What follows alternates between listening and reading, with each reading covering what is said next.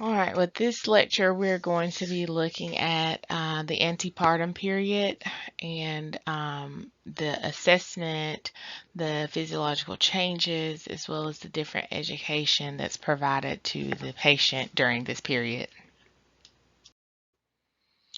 So when a patient comes in for their initial prenatal visit, one of the key objectives during that visit is for the provider to kind of establish that relationship, establish that trust and rapport with that patient and essentially with the entire family.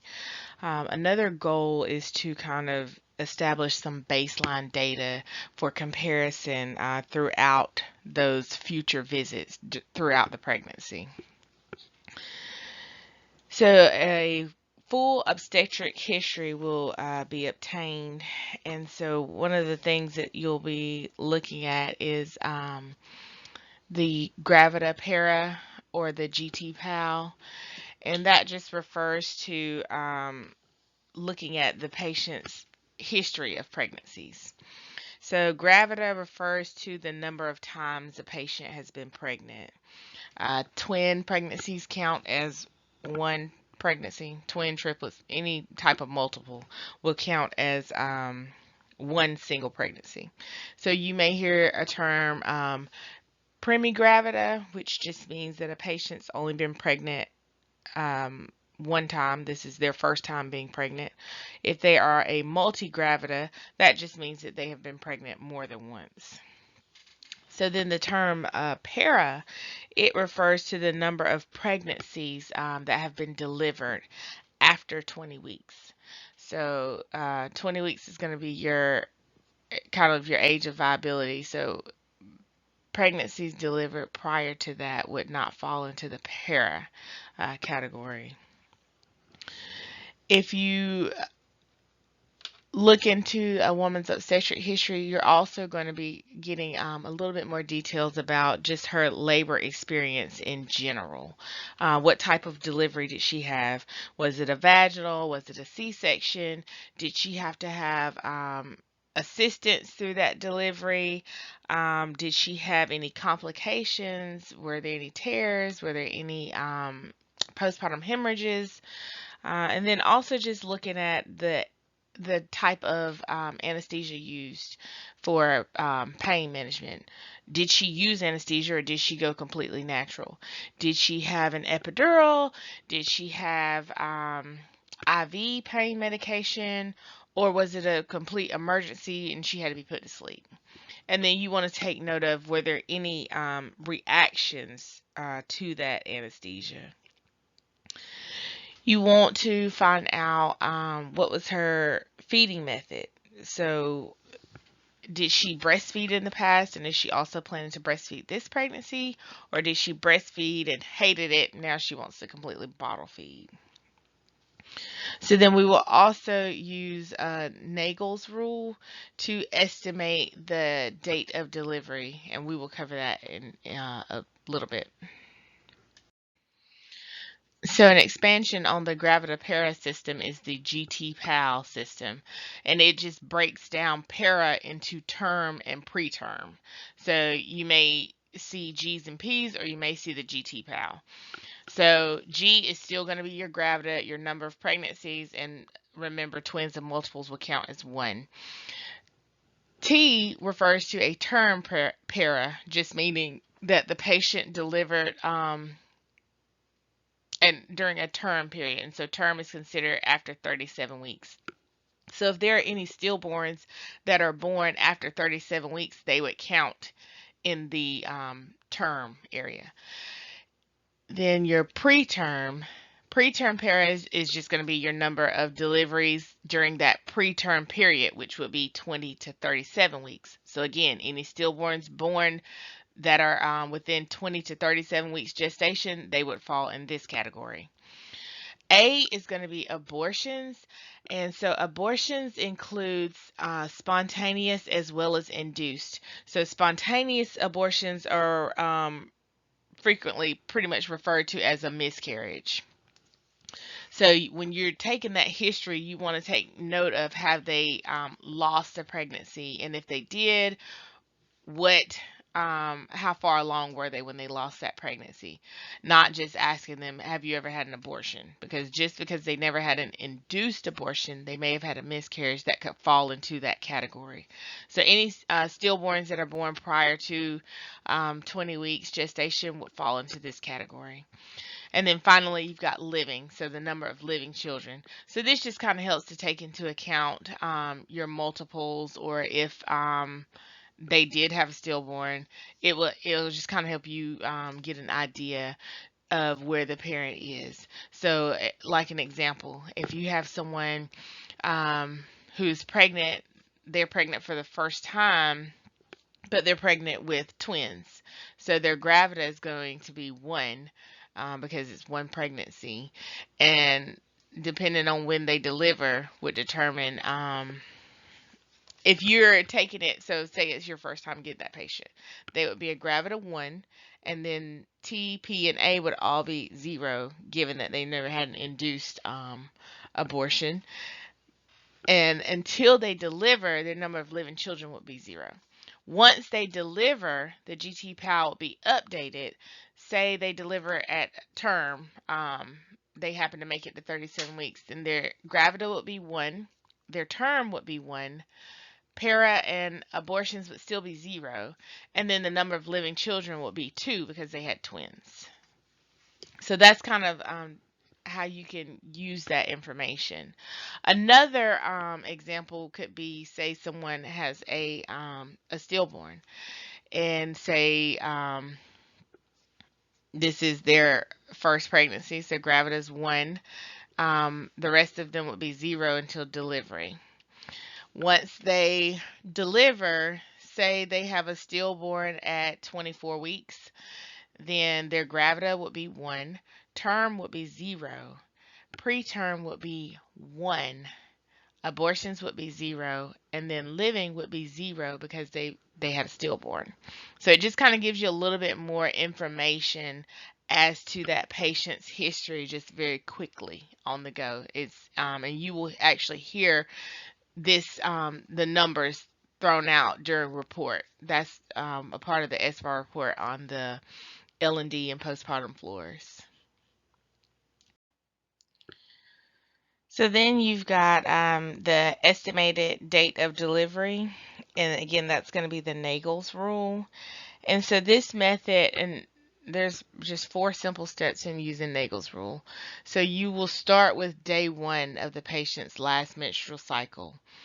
And from there, you will subtract 3 months from that time. You'll add 7 days, and then you add 1 year to tell you what day you expect that patient to deliver. So I'll give you an example. If you started with, if their last menstrual period was August 30th of 2022. If you subtract 3 months from that, so August going backwards, July, June, May. So now we're at May 30th, 2022. So now we're going to add 7 days. This is where it can get a little tricky. You have to look at how many days are in May. So there are 30 days in May. Actually, there's 31 days in May. So you will add 7 days to that. So May 31st. And now we're going to go into June 1st, 2nd, 3rd, 4th, 5th, 6th. So we're now at June 6th, 2022. And then if you add 1 year, we expect that patient to deliver June 6th, 2023. So I would just suggest just doing a little bit of practice with that to get more familiar with it. So in addition to that OB history, we're going to get a complete medical surgical history on your patient. You just want to identify, are there any chronic conditions that patient has, any hypertension, any diabetes, any asthma, anything of that nature that could affect that pregnancy. And then also looking at their family history. Are they at any increased risk for developing any chronic conditions or any genetic disorders. You want to take note, do they have any previous infections, STIs? You'll be looking at their Group B strep status. You want to also take into consideration their lifestyle. Are they using any tobacco in any form, and get a history of how long and how much they use, um, as well as their caffeine and alcohol consumption. You want to get a history on their general appetite, nutrition. Do they have any known eating disorders? Take note of any pets, specifically cats, because that could increase that patient's risk for infections like toxoplasmosis. And then just take note of their psychosocial history. Do they have any psychological complications, or any risk factors for those things? You'll be looking at their physical examination, just getting that baseline vital signs. And so you want to take note of their blood pressure. Do they have any tachycardia? And then if they do, take note, tachycardia could be associated with anxiety. So and again, respiratory rate, again, taking note, comparing as they come throughout. This is going to be your baseline data comparing their trends. So a lot of what you're going to see in OB is looking at a patient's trends. They may not necessarily be quote unquote abnormal, but they are abnormal compared to their trending data. So we'll also take note, just their temp, respirations, all those things. And then you'll do a complete review of systems, which is just your general head to toe assessment. Listen to their heart and lungs, checking them for any edema, checking their posture, their gait, taking note of their height and weight, assessing their abdomen. Depending on how pregnant they are, you may be doing a fundal height assessment. And then just their neurological status. You will look at their deep tendon reflexes, just because that could be associated with a pregnancy complication should it be become hyperreflexive. And then just taking note of their skin, their GI system, because you're going to be, for one, helping that patient navigate through some of those common disorders and just common changes associated with pregnancy. But then you're also trying to take note of, is this a common complication, or is this getting into more of a severe complication that needs some type of nursing intervention? Okay. The reproductive organs exam. From there, you'll take note of their breast size, their symmetry. Look at the condition of their nipples. Are they flat? Are they erected? Are they inverted?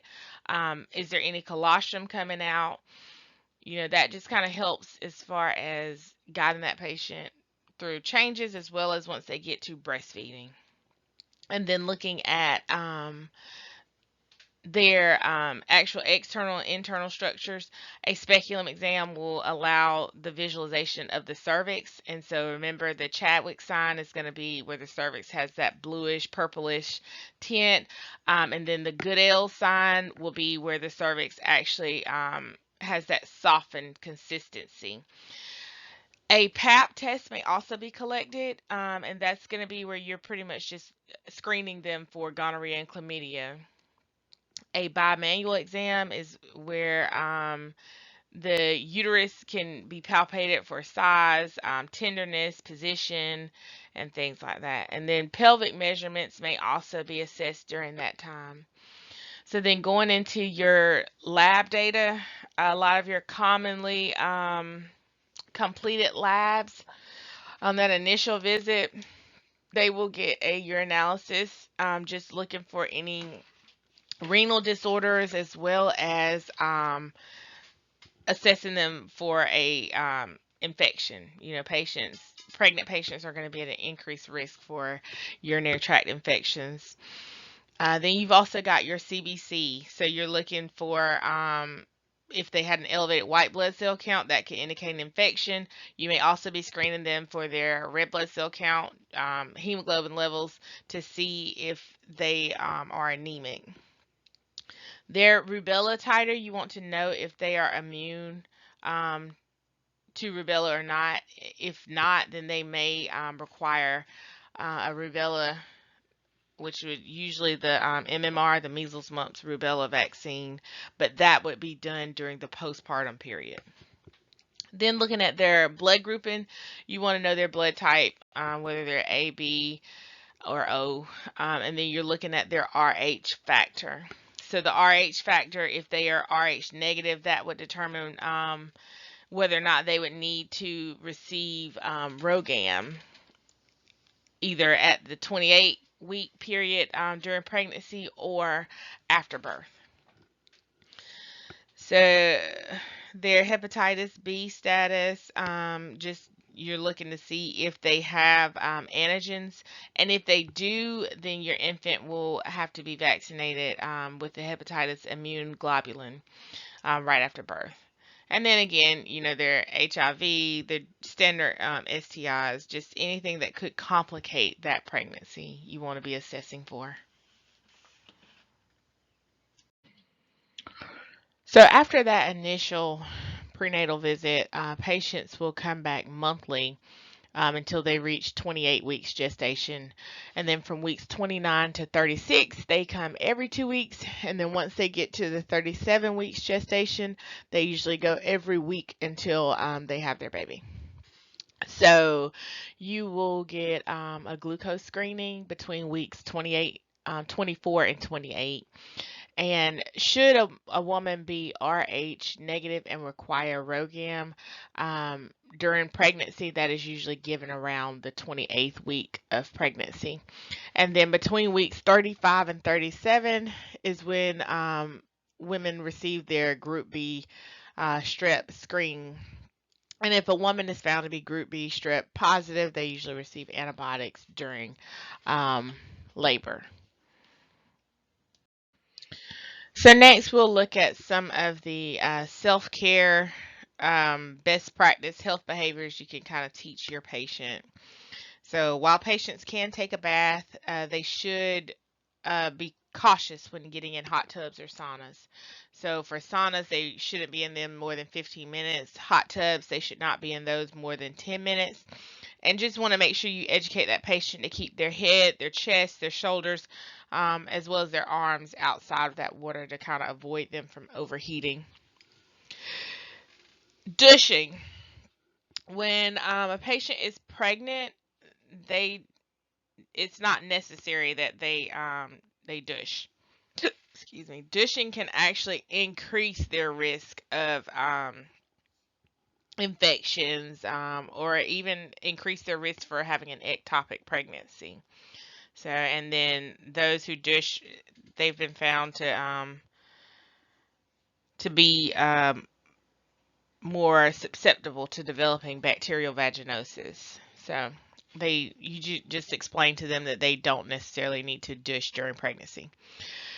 So, breast care, main thing here is you want to just make sure that the patient knows they need to try to avoid nipple stimulation. As nipple stimulation, it increases that oxytocin secretion, and what you're going to learn is that the increase in oxytocin is going to actually cause uterine contractions.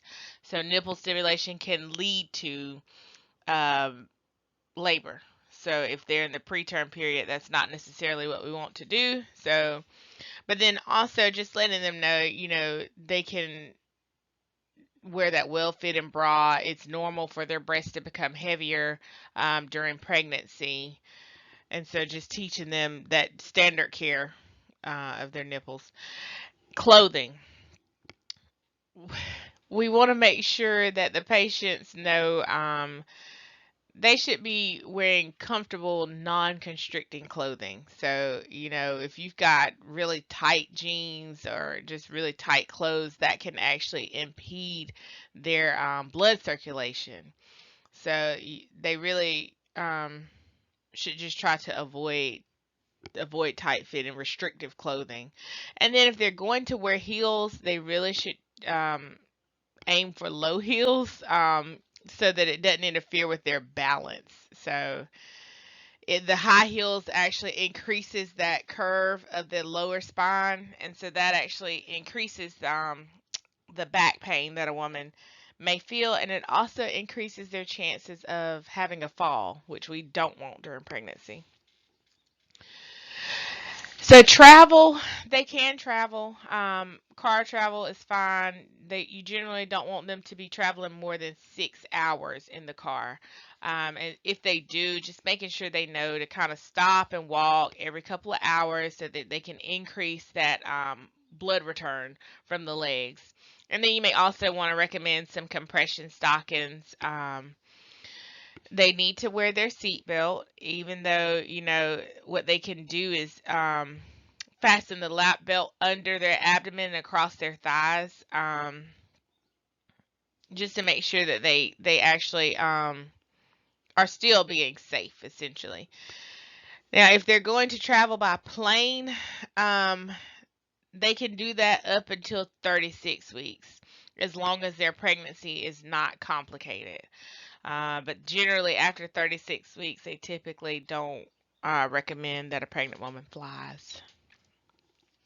So then looking at their nutrition, you just want to have a discussion with them, making sure that they're taking their prenatal vitamins and making sure that they understand that they're going to have an increased caloric needs, and that, pregnancy is typically not the time to try to lose weight, just those things.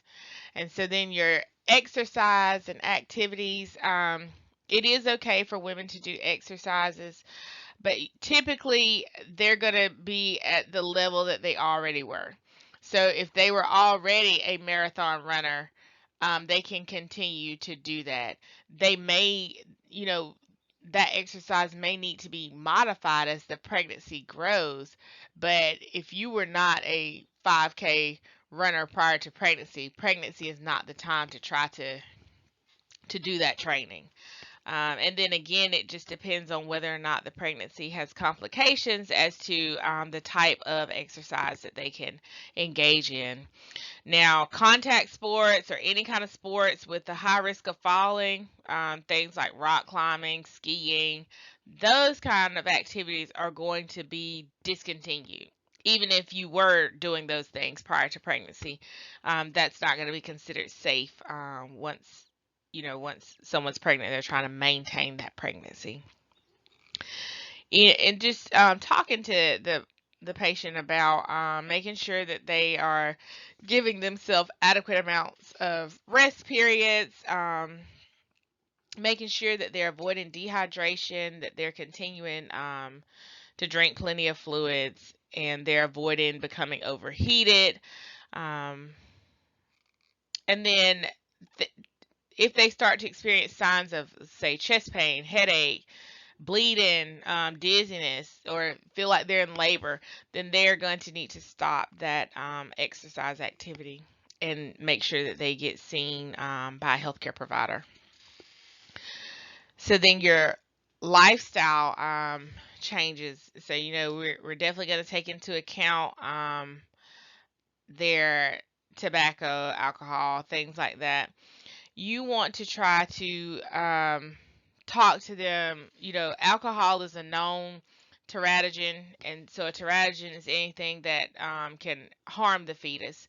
So you want to talk to them about fetal alcohol syndrome and how consumption of alcohol, excessive amounts, can lead to that.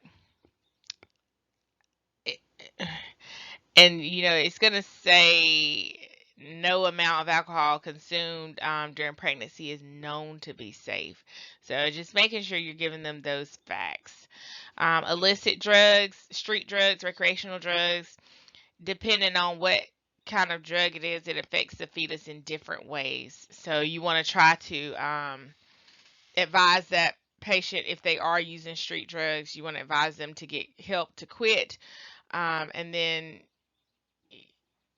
just letting them know the risk that it poses to their unborn baby. So tobacco, this includes your smokeless tobacco, your cigarettes, any type of tobacco products. Okay, you want to take note of, and then you want to try to refer that patient for smoking cessation. Just letting them know that they should not only should they not smoke, but they should also try to avoid contact with people who do smoke. Secondhand smoke is also going to put them at an increased risk for preterm births and miscarriages, as well as low birth weights. So you want to, that's one of those things you're going to be consistently assessing, and then consistently educating them on. And then finally, just getting a list of any medications they take, whether it be prescription or over the counter or some alternative therapy. Just taking note, your um, certain drugs, whether they be over the counter or not, are not going to be recommended during pregnancy. So next, looking at perinatal education classes. So the goal of these classes is to kind of help the patient and the spouse to take an active role in maintaining a healthy pregnancy as well as a healthy birth. They want to teach them coping mechanisms, whether it be for pregnancy, childbirth, or even parenting in general. So there are several different types of classes. So your preconception class is going to be geared for couples who are considering or thinking about having a baby. They haven't actually become pregnant yet. But this class will kind of just go ahead and give them an inside view as to what that nutrition before conception as well as during pregnancy looks like. Talking to them about that healthy lifestyle, smoking, drinking, caffeine consumption. And then also giving them some information on some signs of pregnancy so that as they start trying to conceive, that gives them an idea of when they could take a pregnancy test. So then you've got your first trimester classes, and so that's kind of going to be your what to expect while expecting classes. So they give you parents a general understanding of prenatal care, how to avoid things that will be harmful to the baby, as well as just those common discomforts of pregnancy. And then this class may also give them information on how to create a birth plan, should they choose to prepare one, just to give them an idea of what kind of birthing experience they expect. Your education in the second trimester kind of just again focuses on those changes, but it'll just be the changes during the middle of the pregnancy. They may also give them some exercise classes, low impact exercises, just helping them trying to teach that patient again, maintaining that healthy pregnancy. Then getting into your third trimester classes, these are going to be our prepared childbirth classes. So many times, this is typically what you will see uh, in our areas. So here you're going to be giving them education on your labor pain coping mechanisms, whether it be breathing techniques, whether it be discussing, pain management through anesthesia or IV pain medicine, alternative relaxation techniques, just, whether it be through distraction, meditation, music therapy, things of that nature are discussed here. A lot of times these childbirth classes are held at different hospitals or different birthing units. So there's also a tour of that unit just to give the parents an idea of what they can expect to see when they come in for delivery. And then again, you'll help them to kind of identify who their labor support person will be, and then helping them identify what their role will be during delivery. It may be that they hire a doula, which is just a hired support person to help them breathe through those contractions and get through that labor process. So then, once they actually have their baby, they can come back for parenting or infant care classes. So, with these classes, this is going to focus on the changes that the newborn goes through, as well as the ways to care for that newborn during those first few weeks of life. Um, Focuses here, you may see car seat safety, helping the parents to identify some of the signs and symptoms of illness in their baby. They may even review the immunization schedule for pediatric patients. And then you've got your breastfeeding classes or breastfeeding support groups and things with that. Many times these are, you'll have lactation consultants available with these classes, and they just kind of help teaching the mom about some of the optimal breastfeeding positions, as well as ways in which she can, you know, increase her milk supply. Or it may be that she's choosing to pump. So it may be that you're helping that mom learn how to actually use that breast pump. But just offering that knowledge and support to those parents as they embark on those different journeys. And so what you may see in different areas is an incorporation of different pieces of these classes into one big class. And that concludes the lecture on antepartum assessment. A couple of the key takeaways here is just kind of helping that patient understand their own medical history, establishing that baseline data to compare so that we can quickly identify any complications that arise so that we can quickly intervene and promote the best outcomes in those patients. Thanks.